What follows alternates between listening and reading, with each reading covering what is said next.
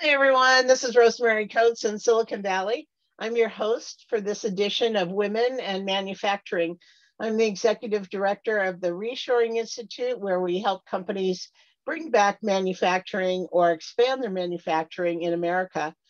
I also run a global supply chain consulting firm called Blue Silk Consulting, where we help clients with global supply chain projects and where I also do expert witness work.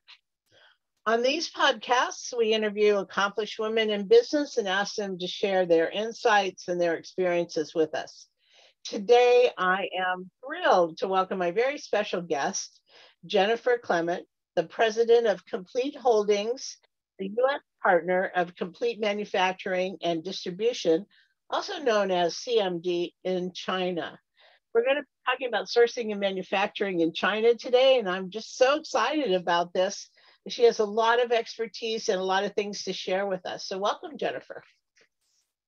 Thanks so much, Rosemary. Great to be here.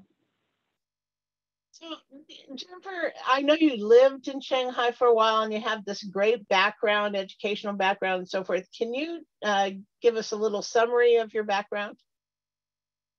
Sure. So spent the last 20 years, Rosemary, in supply chain work. Started my career at Johnson Controls, pivoted then to Rockwell, also in international roles. And for the last 6 years, I've worked for Complete Manufacturing and Distribution. And from 2015 until 2019, worked in Shanghai and covering China as well as Southeast Asia with global sourcing, quality management opportunities, and more. We're a full service consultancy.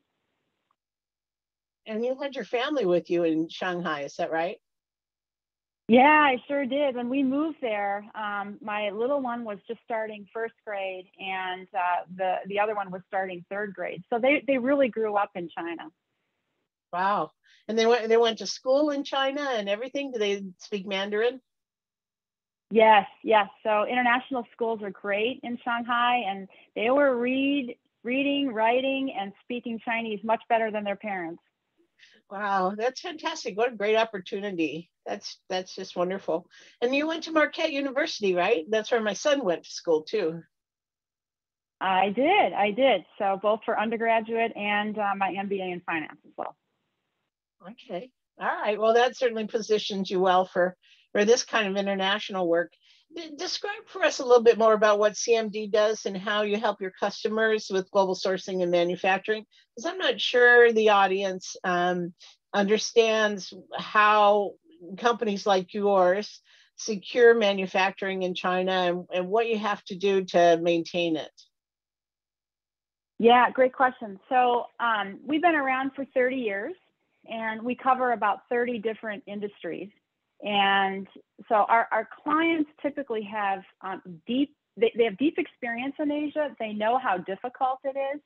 And they need boots on the ground support for working with their factory network, managing quality over time.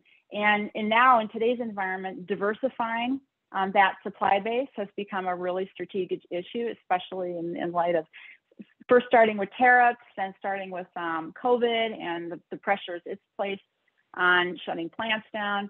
And of course, power outages. The supply chain just keeps breaking in multiple ways. And it's our team's job on the ground to take care of our clients and their supply interests. About half of our business is sourcing and managing quality in Asia for export. And the other half of our business are brands who are interested in selling in Asia's rapidly growing markets. So if I were a manufacturer of some kind of product, I could come to you and you could help us establish a market in China and a sales and distribution channel. Okay, that's great. Yes.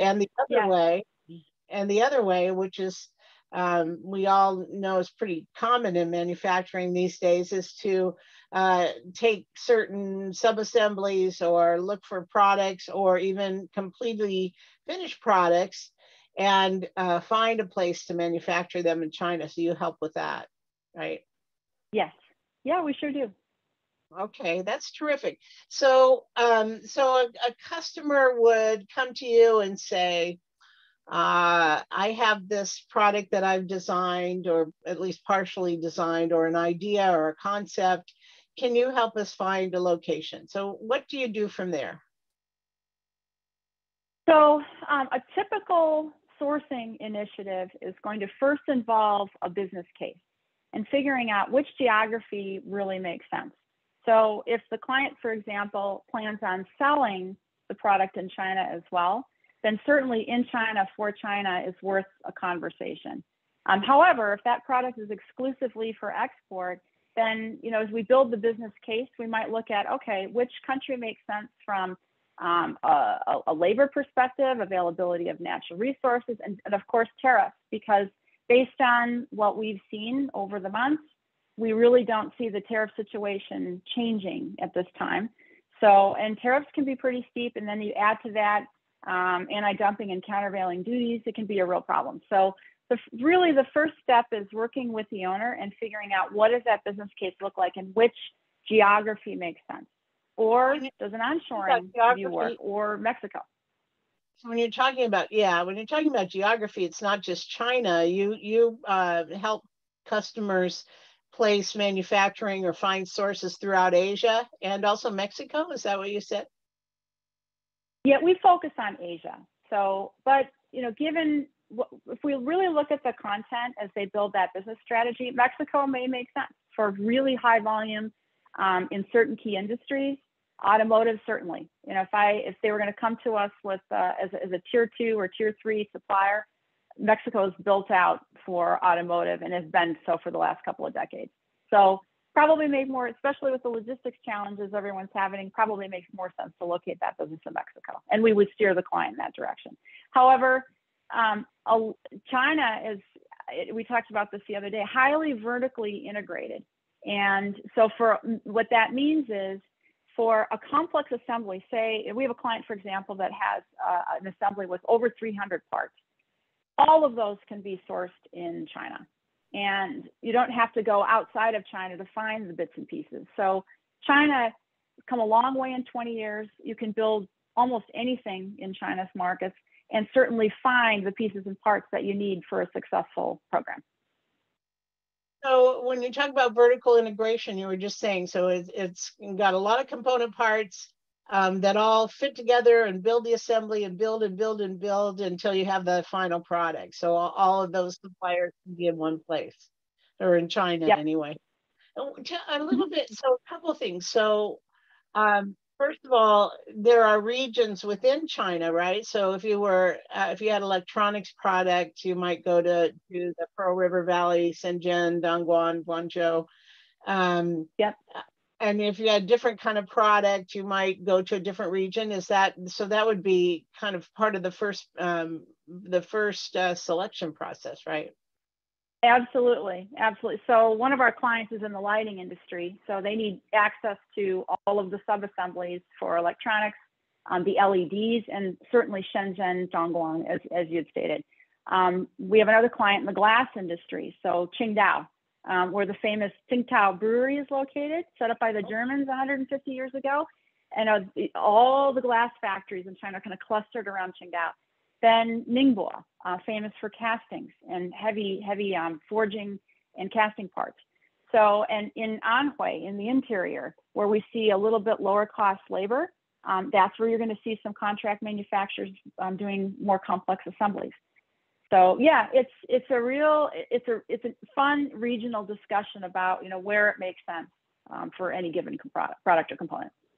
Yeah, and to tie that back to vertical manufacturing, so if you're doing electronics product, all of those electronic components are made in the Pearl River Valley, for example, all the way up through wiring harnesses and, you know, all kinds of things that you might need for a final, say, a consumer electronics product, maybe a hair dryer or a blender or something like that. So the whole vertical integration, all the component parts are there. Okay, so in one place.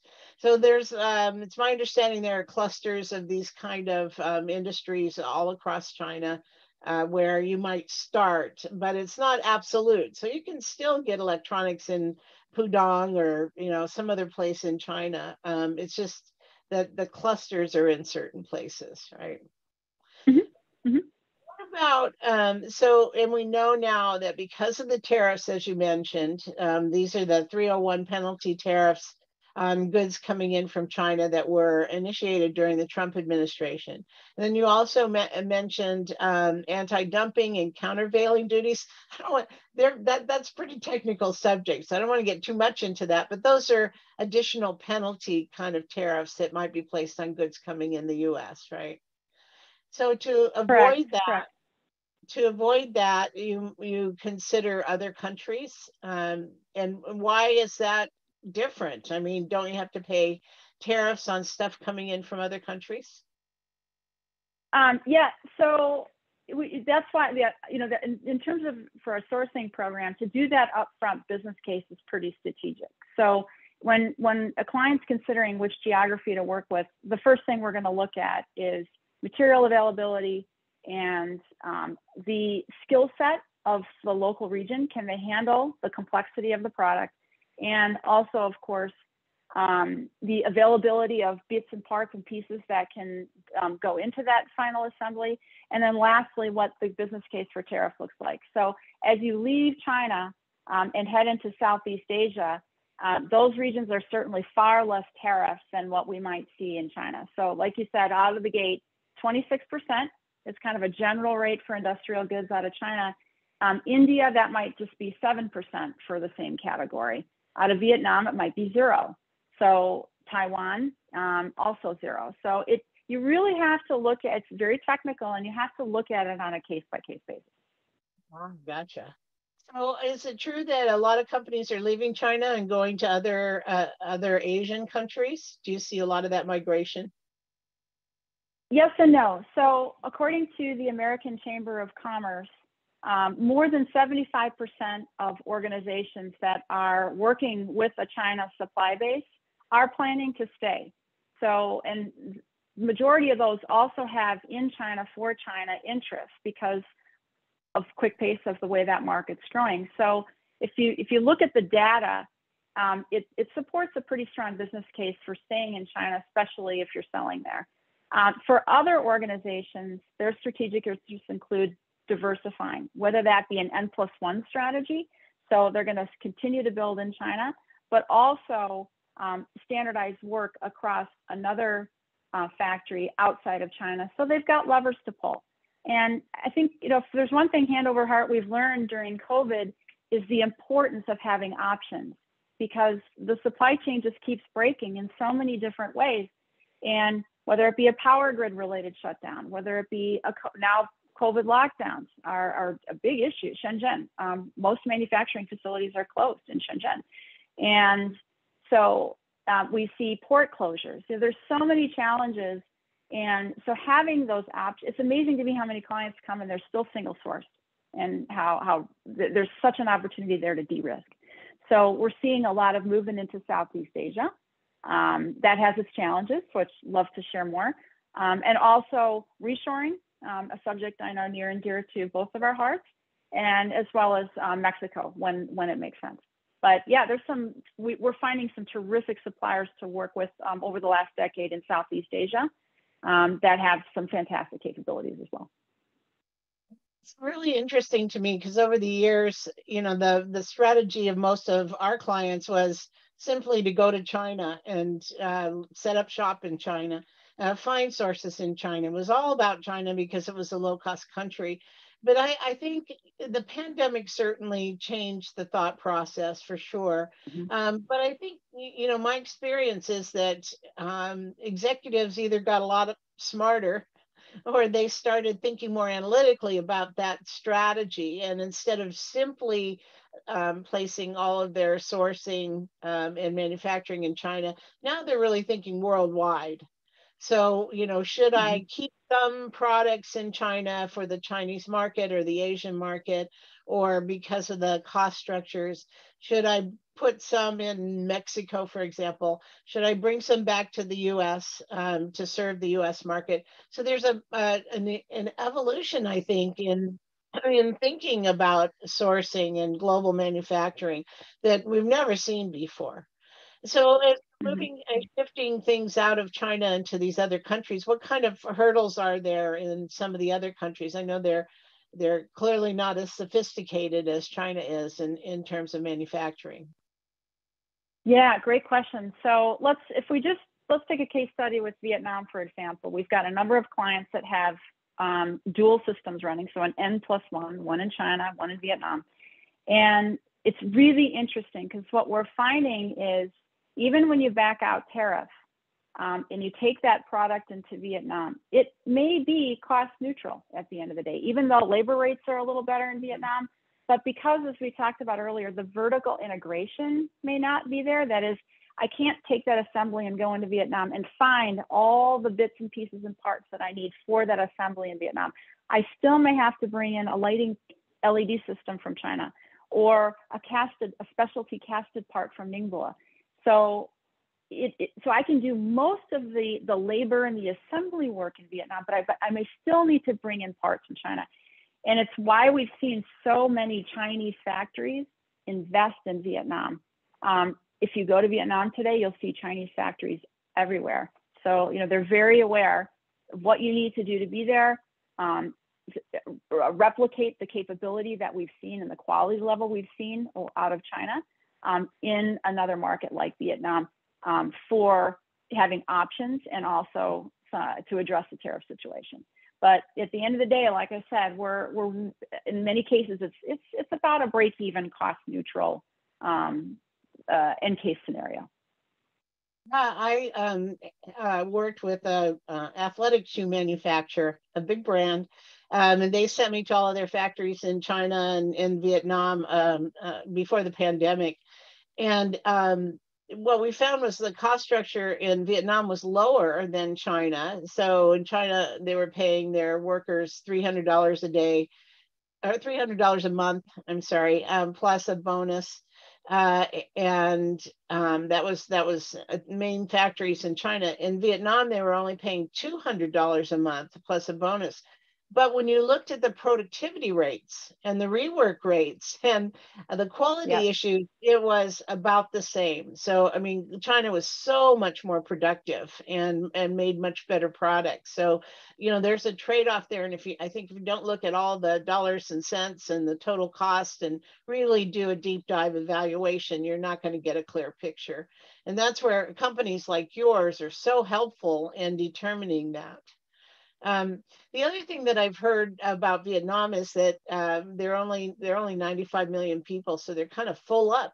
So many businesses have moved, at least partially, from China to Vietnam. There's not much room left, and they too had a horrendous problem with COVID. I mean, they just shut down a lot of factories and so forth there. And of course, as you said. Shenzhen is being shut down right now, right? So here we are, fast forward 2 years later, and we still have these major factory closures or area closures in China.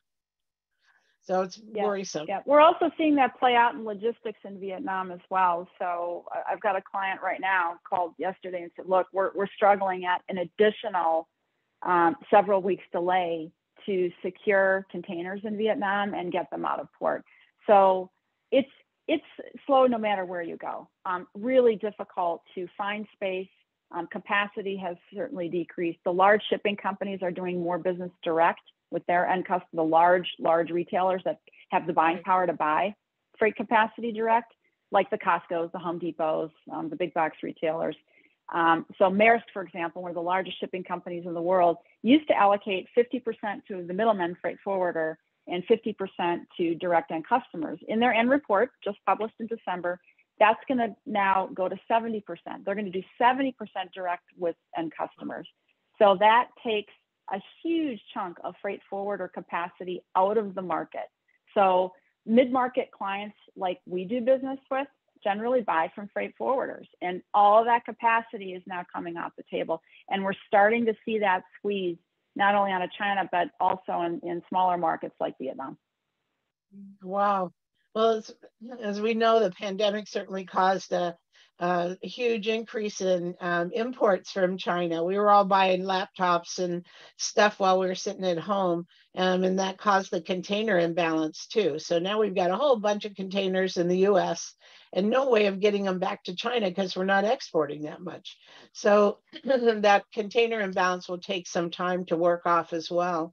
And then, of course, there's Certainly. the logistics rates. The cost has gone up just tremendously. I have a client that's paying 17 times more for a container from Shanghai to Los Angeles than they were 2 years ago. Just Yeah. putting people out of business. Yeah. Yeah. Yeah. So we see, if we look at global container index, we saw pricing stabilize since August. But again, with large shippers taking freight forward or capacity off the table, I think, it's our belief that we're going to start to see those rates creep up again. So, it used to be you could ship a 40-foot container from Shanghai to LA for, well under $2,000. Now we're looking at, and then it popped up to rates of 27, 28, 29,000. We're hovering right around 15 to 17 and change Wow. to get a 40-foot container. And so it's still expensive. And then there's all the fees in port. So because of these delays with getting goods unloaded, waiting for truck or rail chassis, there's all these fees that our clients are struggling with because of the labor shortages in port to move goods around. So we're seeing some pretty creative strategies come up, like, hey, instead of having distribution centers close to buyer markets, does it make sense to pop up a distribution center closer to port, for example? So we're seeing some pretty interesting things change in distribution management because of, we're in this for many more months before, like you said, the containers are going to get in the right place. And we've got the labor in order to move the goods around once it's on the ground. Yeah, I think that's a component that most people don't consider, and it's not just about getting the shipments on the water. It's when it gets to the U.S., we don't have enough truck drivers, we don't have enough warehouse capacity, we don't have enough chassis. I mean, it's a huge logistics problem here in the U.S. as well, and that won't be worked on for a while. Yeah, very interesting. Yep. And that's a great example of creating a warehouse close to the port. That's a typical change in strategy kind of approach that I was talking about before. Never would have thought of that in the past. We just didn't, we weren't experiencing the pain in that way to have thought of those kind of solutions. So that's a terrific example. When companies start to have issues in China, and we all know that there are, all kinds of quality issues from time to time, or shipping issues, or scheduling issues, like with the shutdowns, and how do you address those kind of issues with the Chinese manufacturer? Great question. So a lot can get lost in translations, and we've had numerous clients come to us that are struggling opposite clock. Emails go in, but nothing comes out, and the communication has just over time goes dark. And often the biggest issues are around delivery and quality. So if I look at the last 5 clients that we've signed on in the last month, 3 out of the 5 are all related to really major quality issues. One, it was so bad, they're doing 100% inspection of all inbound goods into the US. And I walked into their manufacturing facility. They have skids of material piled to the ceiling. They have containers out in the parking lot renting space, and they have another warehouse renting space because they're backed up hundreds of skids through the inspection process on site, costing them millions of dollars in additional labor, temporary labor that's not well trained, to do all of this finished goods inspection stateside. This is in the US, or is this in the US? Yes. Wow. And in addition, what really was I found so amazing is they have 29 insurance violations related to goods that are stacked too close to doorways and in front of fire extinguishers, all of which waiting for incoming inspection. So our job is to say, time out. We're going to audit that supplier, find out, do multiple root cause analysis, figure out what's going on, spend 2 to 3 days on site, and find out why the customer is requesting that certain changes are made to production, but the supplier might do some immediate interventions, but the changes aren't lasting. Quality's not been sustainable. So our team will go in, do a full audit, typically a 2 to 3 day process with our general manager and several senior quality engineers, come out with, on average, 30 to 50 things that we'll prioritize that we feel would help circumvent the major quality problems, and then put that supplier on an improvement plan, if you will, and then follow up over time to ensure that the changes are sustainable. So this is really happening. And if I look at what COVID's done, organizations can't travel.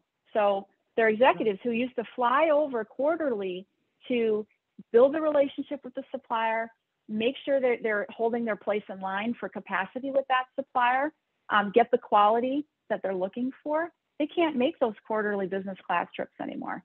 So they're very dependent on a boots on the ground team to nurture the relationship with the supplier. Maybe the supplier's given up that capacity to another client, and that's why quality is eroded. So there's a lot to learn with an on-site visit. So, and your company has a boots on the ground in China, right? How many employees are there? So we have around 70. Okay. And those people so go out, they're checking on suppliers, they're helping customers in the US confirm what's going on. Well, that's great. That's great news. Yeah, I mean, one of the things that completely fell apart for so many companies was supplier oversight in China during the pandemic. They couldn't go. They just couldn't go. So it's hit and miss whether you're going to get the products that you expect, or when there are quality issues, how you address those. Really a big issue.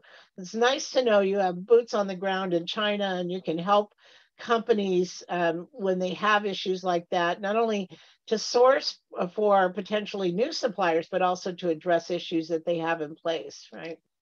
That's terrific. So we know also from the statistics, and as you mentioned before, a lot of companies are actually not leaving China, contrary to popular thought. So from the Reshoring Institute perspective, we see a lot of companies that are starting to develop alternate sources in the US. So, so that they're not dependent on a single source coming from China. So we do see some of that. But we know from the statistics that many, many companies are actually not leaving China, even though there are big tariffs and other sort of geopolitical, and our countries are not exactly best friends anymore, the US and China. But companies are making economic decisions and have indeed decided to stay. So what is your recommendation, or what would you say about those companies that are staying in China? How should their management of suppliers, or how should they work through you to maintain their presence there going forward? So yeah, critical to have localization of management of that relationship. So, again, goes back to quality and delivery. And we're in a really high demand environment right now. So, and if you look at what's happening in Eastern Europe, Ukraine is number 4 in terms of world supply of global natural resources, very strategic global natural resources. So we think we're going to continue to see shrinking material availability. You take Ukraine steel, Russian steel, Chinese steel together, that's a huge volume of just steel capacity. So materials, if you look at what we're seeing with material shortages, been since pre-pandemic to today, costs just continue to go up and up and up, and supply is going down, down, down. So working with it, with a supplier involves getting very deep into discussion about their material supply like never before, so that when the client's orders come in, where are we in the pecking order? Did that capacity get freed up for somebody else who maybe is ordering more than we are? And so our team is there, making sure that order is in production and managed, because the supplier may say, yeah, it's in production, but unless you're there you don't actually know whether it's your goods or somebody else's goods that are actually getting produced. So we are there deep into material management. We're there during production to make sure that this is the customer's order. It's being built to spec. The quality standards are being met, and then all the way through finished goods into a lock truck. So we're just, so many clients want that extra hands-on support right now because we're in this high demand environment with, it's going to be with us for a while, especially again with capacity coming offline in Eastern Europe. Yeah, wow. Things have certainly been changing for sure the last couple of years. So we're coming to the end of our time here, Jennifer. Do you have any closing thoughts? Anything else to add? Yeah. So, as we talked about earlier, lots of clients are still reliant on a single source, on one supplier. So there's that factor. When you look at risk, that's a big factor, is single source management. But there's many other supply chain risks that we've learned a lot about on the logistics side, on the quality management side, on just geographical challenges. So when we come in and we engage, in addition to the business case, we do a supply chain risk assessment to figure out what's eating away at customer success, getting a quality product on the shelf at the right time, and how can we chip away at that over time with not just boots on the ground quality management, but great logistics support. Sourcing, should we be, for that assembly, should we be looking at other sub-assembly options? Changing out materials. So, our engineering team is making sure that from a materials management perspective, we're using the best possible materials. Maybe there's better cost of materials that could be used. So when it comes to managing supply chain risk, starting with that assessment is a strategic option. Perfect. Thank you so much, Jennifer. It was great talking to you today. Lots of really good insights that we can all use. Really appreciate it. If any of the listeners want to get in contact with you, can you give us your contact information? Yeah, thanks. It's Jennifer Clement, Jennifer Clement, Jennifer.Clement @completemad.com. So that's complete, MAD, which stands for manufacturing and distribution.com. Oh, terrific. Okay. And you can listen to more podcasts on women in manufacturing at our website, www.womenandmfg.com. And you can reach me, Rosemary Coates, at rcoates@reshoringinstitute.org. And visit our website, www.reshoringinstitute.org, where we publish all of our research on manufacturing in America. Thanks so much again, Jennifer. Really appreciate it. Have a great day. Thank you, Rosemary.